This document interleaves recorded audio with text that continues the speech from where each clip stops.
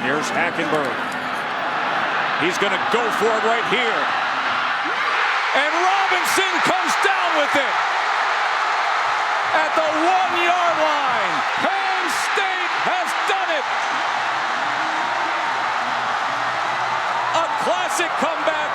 A thriller in 4 overtimes. One of the most memorable games in the last decade in the Big Ten. Allen Robinson was kind enough to spend some time with us this summer. We actually went back and did kind of an enhanced look back at that game, becoming a friend of the network, kind enough to come back today, fresh off a trip to London with the Chicago Bears. What did you take from the game other than, I know, some disappointment? Yeah, definitely. But it's always an awesome experience. When you get over there, the turnout of fans and everything like that, it really gives you a Super Bowl kind of like atmosphere, So the atmosphere was electric, and I've played there 4 times, So again, it's as expected over there. 2 touchdown catches, and the Bears lost to the Raiders. You're here today, though, to talk about college football, and it's interesting. So many good wide receivers in the Big Ten. You have made that jump and have made it so well into becoming an elite NFL wide receiver. What are the characteristics that you look for that you think most translate from the colleges to the pros? For some of the bigger guys, I think the biggest thing is being a red zone threat. Again, being able to create that separation, winning at the line of scrimmage, winning some of those jump balls, going across the middle and things like that. And as far as some of the slot guys, it's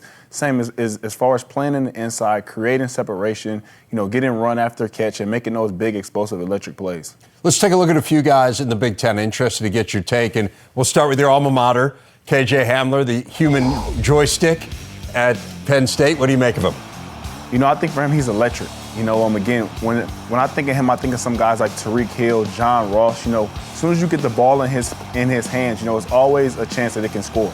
And I think whenever you have his speed and his athletic ability, that's a big thing for those slot guys. Again, with just him, running slants, running under routes, catching the ball at 5 yards, and getting 70 and plus out of the play. Rondale Moore at Purdue burst onto the scene last year.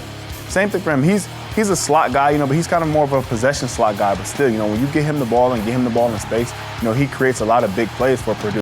Again, with him being a freshman, seeing some of the big plays that he made from the day he stepped on campus, that's pretty remarkable. Again, I mean, stretching the field, big run after catch.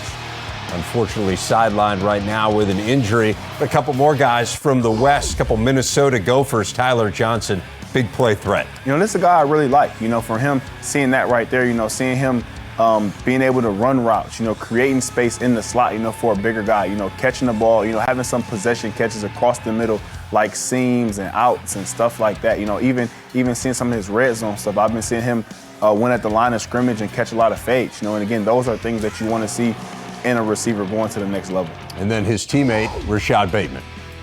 He's another guy I like. He's a bigger guy as well, but again, being able to catch the ball, create separation, have some run after catch ability, whenever you can get that from a bigger guy, is always a plus. Because like I said, these guys are big threats in the red zone, basketball type guys. When you get down there inside the 5, inside the 10, you're able just to throw it up for these guys and they make some big plays for you.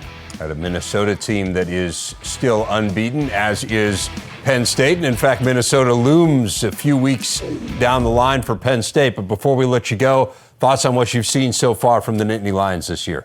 Man, they've been playing well. Again, they have a lot of big games coming up, So again, I think the easier part of the schedule is behind them, So again, I'll be looking forward to see what they bring to the table, now getting into some tougher Big Ten games. Iowa, Michigan State, that game against Minnesota. We're going to find out. Most definitely.